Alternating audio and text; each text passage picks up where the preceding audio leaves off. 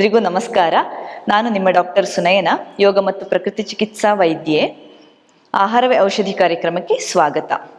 ಇವತ್ತು ಒಂದು ಫಂಕ್ಷನಲ್ ಡಿಸ್ಪೆಪ್ಸಿಯಾ ಅನ್ನುವಂತಹ ಪ್ರಾಬ್ಲಮ್ಗೆ ಏನು ಕಾರಣ ಮತ್ತು ಅದು ಡಿಸ್ಪೆಪ್ಸಿಯಾ ಅಂದರೆ ಏನು, ಫಂಕ್ಷನಲ್ ಡಿಸ್ಪೆಪ್ಸಿಯಾ ಅಂದರೆ ಏನು, ಮತ್ತೆ ಅದಕ್ಕೆ ಪರಿಹಾರ ಅನ್ನುವಂಥದ್ದನ್ನು ನಾವು ಇವತ್ತು ನೋಡುವ. ಕೆಲವರಿಗೆ ನೋಡಿ, ತಿಂದ ತಕ್ಷಣ ಆಹಾರ ತಿನ್ನಲಿಕ್ಕೆ ಭಯ ಆಗುವಂಥದ್ದು. ಯಾಕಂದರೆ ಮೇಲ್ಹೊಟ್ಟೆಯಲ್ಲಿ ತುಂಬ ನೋವು ಬರುವಂಥದ್ದು. ಆಹಾರ ತಿಂದರೂ ಅಷ್ಟೇ, ತಿನ್ನದಿದ್ರೂ ಅಷ್ಟೇ ಮೇಲ್ಹೊಟ್ಟೆಯಲ್ಲಿ ಆಗಾಗ ನೋವು ಬರುವಂಥದ್ದು. ಇನ್ನು ಕೆಲವರಿಗೆ ಹೊಟ್ಟೆ ಉರಿ ಬರುವಂಥದ್ದು. ಇನ್ನು ಕೆಲವರಿಗೆ ವಾಮಿಟಿಂಗ್ ಸೆನ್ಸೇಷನ್ ಆಗಬಹುದು, ಕೆಲವೊಂದ್ಸಲ ವಾಮಿಟಿಂಗೂ ಆಗಬಹುದು. ಇನ್ನು ಫುಡ್ ತಗೊಂಡ ಮೇಲೆ ಕೆಲವರಿಗೆ ಸ್ವಲ್ಪ ತಿಂದ್ರೇನೆ ತುಂಬ ಹೆವಿ ಆದ ಹಾಗೆ ಬ್ಲೋಟಿಂಗ್ ಬರುವಂಥದ್ದು ಅಥವಾ ಹೆವಿ ಆದಾಗೆ ಅನಿಸುವಂಥದ್ದು. ಇನ್ನು ಕೆಲವರಿಗೆ ಆಹಾರ ತಿಂದು ಆದಮೇಲೆ ಅದು ಒಂಥರ ಹೊರಗೆ ಹೋಗಬೇಕು, ಈಗ ಅರ್ಜೆಂಟಾಗಿ ಮೋಷನ್ಗೆ ಹೋಗಬೇಕು ಅನ್ನಿಸುವಂತಹ ಫೀಲಿಂಗ್ ಬರುವಂಥದ್ದು. ಇಷ್ಟೆಲ್ಲ ಸಮಸ್ಯೆಗಳಿರ್ತವೆ. ಇನ್ನೂ ಕೂಡ ಒಂಥರ ಆಸಿಡಿಟಿ ಆಗುವಂಥದ್ದು, ಆಗಾಗ ತೇಗು ಬರುವಂಥದ್ದು. ತಿಂದ ತಕ್ಷಣ ಎಷ್ಟು ಹೊತ್ತಾದರೂ ಕೂಡ ಡೈಜೆಸ್ಟ್ ಆಗಲಿಕ್ಕೇ ಇಲ್ಲ. ಅಂದರೆ ತುಂಬ ಹೊತ್ತಾದರೂ ತಿಂದ ಮೇಲೆ ಹೆವಿ ಅನ್ನಿಸುವಂಥದ್ದು.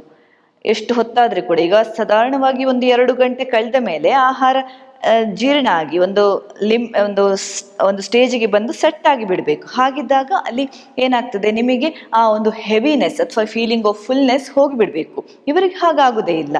ತಿಂದು ಎಷ್ಟು ಹೊತ್ತಾದರೆ ಕೂಡ ಹೆವಿನೆಸ್ ಇರ್ತದೆ, ಅಂದರೆ ಡಿಲೇಡ್ ಸ್ಟಾಮಕ್ ಎಂಪ್ಟಿಯಿಂಗ್ ಇರಬಹುದು. ಇಂತಹ ಸಮಸ್ಯೆಗಳೆಲ್ಲ ಬರ್ತಾ ಇರ್ತವೆ. ಅವರಿಗೆ ಎಷ್ಟೇ ನ್ಯೂಟ್ರಿಷಿಯಸ್ ಫುಡ್, ಎಷ್ಟೇ ಹೆಲ್ದಿ ಫುಡ್ ತಗೊಂಡ್ರು, ಎಷ್ಟೇ ಲೈಟ್ ಫುಡ್ ತಗೊಂಡ್ರೆ ಕೂಡ ಅವರಿಗೆ ಆ ಒಂದು ಹೊಟ್ಟೆಯ ಸಮಸ್ಯೆ ಆಗ್ತಾನೇ ಇರ್ತದೆ. ಅದು ಕೂಡ 1-2 ದಿನವ, ವಾರದಲ್ಲಿ 2-3 ದಿನ ಕೂಡ ಇದೇ ಸಮಸ್ಯೆ. ಹಾಗಾಗಿ ಏನು ತಿನ್ಲಿಕ್ಕೂ ಏನು ಬಿಡ್ಲಿಕ್ಕೂ ಭಯ. ಅಂತಹ ಸಮಸ್ಯೆ ಇರೋರು ತುಂಬ ಟೆಸ್ಟ್ಗಳನ್ನು ಮಾಡಿಸ್ಕೊಳ್ಬಹುದು. ಆಸಿಡಿಟಿ ಇರಬಹುದು, ಗ್ಯಾಸ್ಟ್ರೈಟಿಸ್ ಇದೆ, ಹಾಗಾಗಿ ಅಂಥ ಸಮಸ್ಯೆ ಇರಬಹುದು ಅಂತ ಕೆಲವರು ಡಯಾಗ್ನೋಸ್ ಮಾಡಿ ಅದಕ್ಕೆ ಸರಿಯಾದ ಟ್ಯಾಬ್ಲೆಟ್ ಕೊಡಬಹುದು. ಆದರೆ ಕೂಡ ಅದು ವರ್ಕ್ ಆಗೋದಿಲ್ಲ.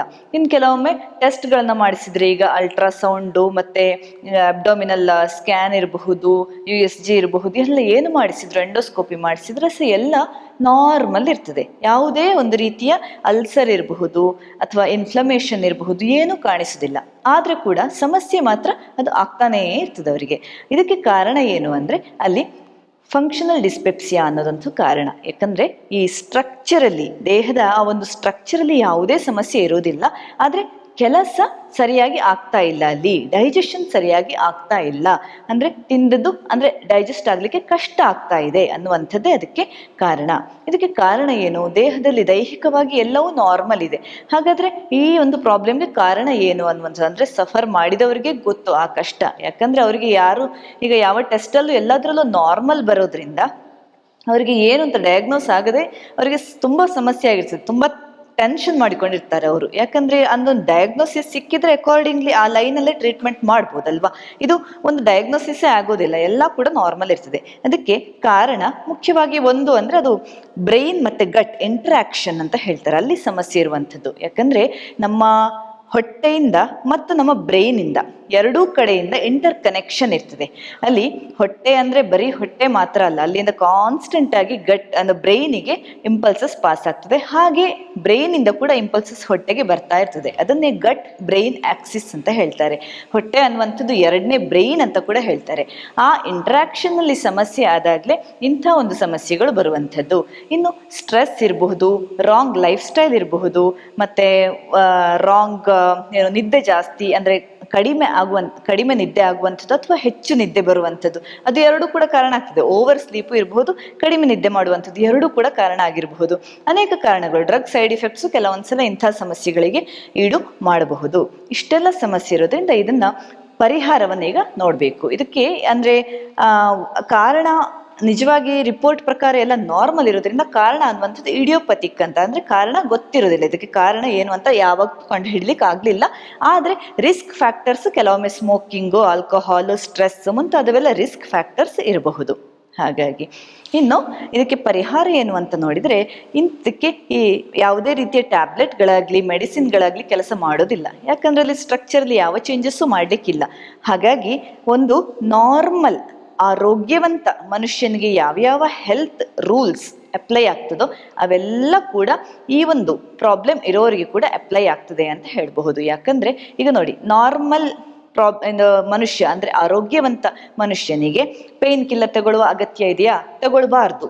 ಅವನು ತಗೊಂಡ್ರೆ ಅಲ್ಲಿ ಸಮಸ್ಯೆ ಆಗ್ತದೆ. ಅದೇ ರೀತಿ ಈಗ ಈ ಒಂದು ಸಮಸ್ಯೆ ಇರುವವನಿಗೆ ಕೂಡ ಈ ನಾರ್ಮಲ್ ಆಗಿ ಮನುಷ್ಯ ಯಾವ್ಯಾವ ಹೆಲ್ತ್ ರೂಲ್ಸ್ ಇಟ್ಕೊಳ್ತಾನೆ, ಕರೆಕ್ಟ್ ಟೈಮ್ಗೆ ಊಟ ಮಾಡುವಂಥದ್ದು, ಇನ್ನು ಕರೆಕ್ಟ್ ಟೈಮ್ಗೆ ನಿದ್ದೆ ಮಾಡುವಂಥದ್ದು, ಸ್ಟ್ರೆಸ್ ತಗೊಳ್ಳದೇ ಇರುವಂಥದ್ದು, 1 ಗಂಟೆ ಅಥವಾ 1.5 ಗಂಟೆ ದಿನಕ್ಕೆ ವ್ಯಾಯಾಮ ಮಾಡುವಂಥದ್ದು, ಇವೆಲ್ಲ ಕೂಡ ಈ ಒಂದು ಪ್ರಾಬ್ಲಮ್ ಇರುವವರಿಗೆ ಕೂಡ ಅಪ್ಲೈ ಆಗ್ತದೆ. ಹಾಗಾಗಿ ಅವರು ಯಾವುದೇ ರೀತಿಯ ಚೇಂಜಸ್ ಮಾಡಿಕೊಳ್ಳೋದಿಲ್ಲ, ಆದರೆ ಆಹಾರದಲ್ಲಿ ಮಾತ್ರ ಕೆಲವೊಮ್ಮೆ ಚೇಂಜಸ್ ಮಾಡ್ಕೊಳ್ಬೇಕಾಗ್ತದೆ. ಯಾಕಂದ್ರೆ ಗಟ್ಟಲ್ಲಿ ಸೆನ್ಸಿಟಿವಿಟಿ ಜಾಸ್ತಿ ಇರೋದ್ರಿಂದ ಗಟ್ ಸಮಸ್ಯೆಯನ್ನು, ಹೊಟ್ಟೆ ಸಮಸ್ಯೆಯನ್ನು ಸರಿ ಮಾಡೋದಕ್ಕೋಸ್ಕರ ಆಹಾರದಲ್ಲಿ ಪಥ್ಯ ಮಾಡಬೇಕಾಗ್ತದೆ. ಅದು ಒಂದೇ ಸಾಕು ಅವರಿಗೆ. ಆಮೇಲೆ ಉಳಿದ ರೂಲ್ಸ್ ಎಲ್ಲ ನಾರ್ಮಲ್ ಹೆಲ್ದಿ ಪರ್ಸನ್ಗೆ ಏನೆಲ್ಲ ಅಪ್ಲೈ ಆಗ್ತದೋ ಅದೇ ಅಪ್ಲೈ ಆಗ್ತದೆ ಅವರಿಗೆ.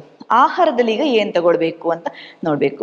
ಬೆಳಿಗ್ಗೆ ಎದ್ದ ಕೂಡಲೇ ಹಸಿರು, ಯಾವುದಾದ್ರೊಂದು ಹಸಿರು ಸೊಪ್ಪಿನ ರಸ, ಅದು ಮುಖ್ಯವಾಗಿ ಕರಿಬೇವಿನ ರಸ ಇರಬಹುದು, ಅದಕ್ಕೆ ಸ್ವಲ್ಪ ಮಜ್ಜಿಗೆಯನ್ನು ಹಾಕಿ ಅದನ್ನು ತಗೊಳ್ಳುವಂಥದ್ದು ಒಂದು. ಅಥವಾ ಕೊರಿಯಾಂಡರ್ ಲೀವ್ಸ್, ಕೊತ್ತಂಬರಿ ಸೊಪ್ಪಿನ ರಸ ಕೂಡ ತಗೊಳ್ಬಹುದು. ಅದಾದ್ಮೇಲೆ ಸ್ವಲ್ಪ ವ್ಯಾಯಾಮವೋ ಎಕ್ಸಸೈಸೋ ಏನಾದರೂ ಮಾಡಿ ಅಥವಾ ಯೋಗಾಸನವೋ ಏನಾದರೂ ಮಾಡಿ ಮೋಷನ್ಗೆ ಟ್ರೈ ಮಾಡಬಹುದು. ಅಂದ್ರೆ ತುಂಬಾ ಬಲವಂತ ಮಾಡಬೇಡಿ, ಮೋಷನ್ ಬರಲಿಲ್ಲ ಅಂದ್ರು ಮುಂದೆ ಡೇ ಟೈಮಲ್ಲಿ ಎನಿ ಟೈಮ್ ಬಂದರೂ ತೊಂದರೆ ಇಲ್ಲ. ಆದರೆ ಮೋಷನ್ಗೆ ಹೋದರೆ ಬೋವೆಲ್ ಕ್ಲಿಯರ್ ಮಾಡಿದರೆ ಅದಾದಮೇಲೆ ಸ್ವಲ್ಪ ರಿಲ್ಯಾಕ್ಸ್ ಆಗಬಹುದು. ಅದಾದಮೇಲೆ ಮೇನ್ ಮೀಲ್ ಒಂದು 10:30 ಇಂದ 11 ಗಂಟೆ ಮಧ್ಯದಲ್ಲಿ, ಅದು ನಿಮ್ಮ ಬ್ರೇಕ್ಫಾಸ್ಟ್ ಅಥವಾ ದಿನಕ್ಕೆ 2 ಹೊತ್ತು ಊಟ, ಉಳಿದ ಹೊತ್ತಲ್ಲಿ ರಸಾಹಾರವನ್ನು ತಗೊಳ್ಬೇಕಾಗ್ತದೆ. ಹಾಗಾಗಿ ಈ 10, 10:30 ಅಥವಾ 11 ಗಂಟೆ ಆ ಹೊತ್ತಲ್ಲಿ ನೀವು ಮಾಡುವಂಥದ್ದು ಒಂದು ವೆಜಿಟೇಬಲ್ ಸಲಾಡ್ಸ್, ಹಸಿರು ಅಂದರೆ ಹಸಿ ತರಕಾರಿಯ ಸಲಾಡ್ ಇರಬಹುದು. ಅಥವಾ ಅದು ಇಷ್ಟ ಆಗೋದಿಲ್ಲ ಅಂತಾದರೆ ಬಾಯ್ಲ್ಡ್ ವೆಜಿಟೇಬಲ್ಸನ್ನು ತಗೊಳ್ಬಹುದು, ಬೇಯಿಸಿದ ತರಕಾರಿಗಳನ್ನು.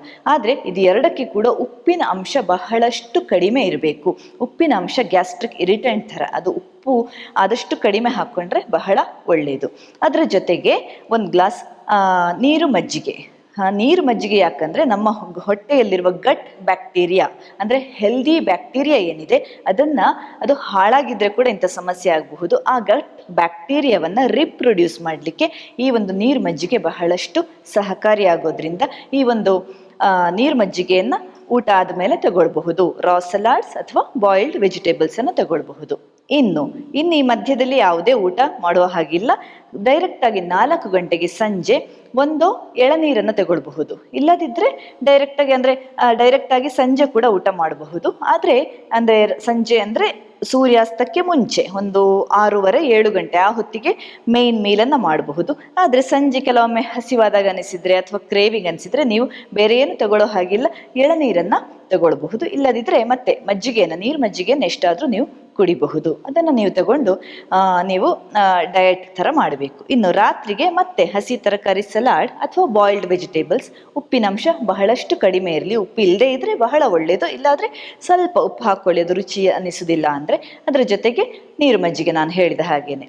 ಇದ್ರ ಜೊತೆಗೆ ನೀವು ಸ್ಪ್ರೌಟ್ಸ್ ಅಂಥದ್ದೆಲ್ಲ ನೀವು ಆ್ಯಡ್ ಮಾಡ್ಲಿಕ್ಕೆ ಹೋಗಬೇಡಿ, ಅದು ಸ್ವಲ್ಪ ಡೈಜೆಷನ್ ಆಗಲಿಕ್ಕೆ ಟೈಮ್ ಜಾಸ್ತಿ ತಗೊಂಡು ಗ್ಯಾಸ್ ಪ್ರೊಡ್ಯೂಸ್ ಮಾಡಬಹುದು. ಹೀಗೆ ಇಷ್ಟು ನಿಮ್ಮ ಡಯಟ್. ಸಂಜೆ 6:30-7 ಗಂಟೆಗೆ ರಾ ಸಲಾಡ್ಸ್ ಅಥವಾ ಬಾಯ್ಲ್ಡ್ ವೆಜಿಟೇಬಲ್ಸ್, ಸ್ವಲ್ಪ ನೀವು ತೆಂಗಿನ ತುರಿಯನ್ನು ಅದಕ್ಕೆ ಆ್ಯಡ್ ಮಾಡ್ಕೊಳ್ಬಹುದು. ಅದು ಕೂಡ ನಿಮ್ಮ ಗ್ಯಾಸ್ಟ್ರಿಕ್ ರಿಲ್ಯಾಕ್ಸೆಂಟ್ ಆಗಿ ವರ್ಕ್ ಮಾಡ್ತದೆ. ತೆಂಗಿನ ತುರಿಯನ್ನು ಆ್ಯಡ್ ಮಾಡಿಕೊಳ್ಳಿ. ಮತ್ತು ಈಸಿಯಾಗಿ ಡೈಜೆಸ್ಟ್ ಆಗುವಂತಹ ತರಕಾರಿಗಳನ್ನೇ ಆದಷ್ಟು ಆಯ್ಕೆ ಮಾಡ್ಕೊಳ್ಳಿ. ಗ್ಯಾಸ್ ಪ್ರೊಡ್ಯೂಸ್ ಆಗುವಂಥದ್ದು ಪೊಟ್ಯಾಟೊ ಇರಬಹುದು, ಮತ್ತು ಕೆಲವು ರೀತಿಯ ಬೀನ್ಸ್ ಇರಬಹುದು, ಆ ಥರದ್ದೆಲ್ಲ ಆಯ್ಕೆ ಮಾಡ್ಕೊಳ್ಬೇಡಿ. ಮೂಲಂಗಿ, ಕ್ಯಾರೆಟ್, ಬೀಟ್ರೂಟ್ ಇಂಥ ತರಕಾರಿಗಳನ್ನು ಆದಷ್ಟು ಆಯ್ಕೆ ಮಾಡಿಕೊಂಡು ಅದನ್ನು, ಮತ್ತು ಬೂದು ಕುಂಬಳಕಾಯಿ ಇರಬಹುದು, ಮತ್ತು ಸೋರೆಕಾಯಿ ಇರಬಹುದು, ಅಂಥ ತರಕಾರಿಗಳನ್ನು ಆಯ್ಕೆ ಮಾಡಿಕೊಂಡು ಬಾಯ್ಲ್ಡ್ ವೆಜಿಟೇಬಲ್ಸನ್ನು ಮಾಡಿಕೊಂಡು ನೀವು ತಗೊಳ್ತಾ ಬನ್ನಿ. ಇದನ್ನು ಒಂದು 10 ದಿನ ಮಾಡಿದರೆ ಸಾಕು, ನಿಮ್ಮ ಈ ಫಂಕ್ಷನಲ್ ಡಿಸ್ಪೆಪ್ಸಿಯಾ ಅನ್ನುವಂತಹ ಸಮಸ್ಯೆ ಖಂಡಿತವಾಗಿ ನಿವಾರಣೆ ಆಗ್ತಾ ಬರ್ತದೆ. ಇದೇ ಡಯಟ್, ಹಸಿರು ಸೊಪ್ಪಿನ ರಸ ಮತ್ತು ಈ ಒಂದು ರಾ ಸಲಾಡ್ಸ್ ಅಥವಾ ಬಾಯ್ಲ್ಡ್ ವೆಜಿಟೇಬಲ್ಸ್, ಈ ಕಾಂಬಿನೇಷನ್ ನೀವು ಫುಲ್ ಡೇ ಟ್ರೈ ಮಾಡ್ತಾ ಬನ್ನಿ. ಒಂದು 10 ದಿನ ಮಾಡಿದರೆ ಸಾಕು, ನಿಮಗೆ ಆದಷ್ಟು ತುಂಬ ಮಟ್ಟಿಗೆ ಅದು ಕಡಿಮೆ ಆಗ್ತಾ ಬರ್ತದೆ. ಅದರ ಜೊತೆಗೆ ಮತ್ತೆ ಮನಸ್ಸು ರಿಲ್ಯಾಕ್ಸ್ ಆಗಲಿಕ್ಕೋಸ್ಕರ ಯೋಗ ಇರಬಹುದು, ಪ್ರಾಣಾಯಾಮ ಇರಬಹುದು, ಎಕ್ಸಸೈಸ್ಗಳಿರಬಹುದು, ಅಥವಾ ಲಾಂಗ್ ವಾಕಿಂಗ್ ಇರಬಹುದು, ಮುಂತಾದವನ್ನೆಲ್ಲ ಮಾಡ್ತಾ ಹೋದರೆ ಈ ಒಂದು ಸಮಸ್ಯೆಯನ್ನು ಸಾಲ್ವ್ ಮಾಡಲಿಕ್ಕೆ ಆಹಾರದ ಜೊತೆಗೆ ಅದು ಪೂರಕವಾಗಿ ಕೆಲಸ ಮಾಡ್ತದೆ ಅಂತ ಹೇಳ್ತಾ ಮುಂದಿನ ಸಂಚಿಕೆಯಲ್ಲಿ ಇನ್ನಷ್ಟು ಆಸಕ್ತಿಕರ ಮಾಹಿತಿಯೊಂದಿಗೆ ಬರ್ತೇನೆ. ಅಲ್ಲಿ ತನಕ ಧನ್ಯವಾದ.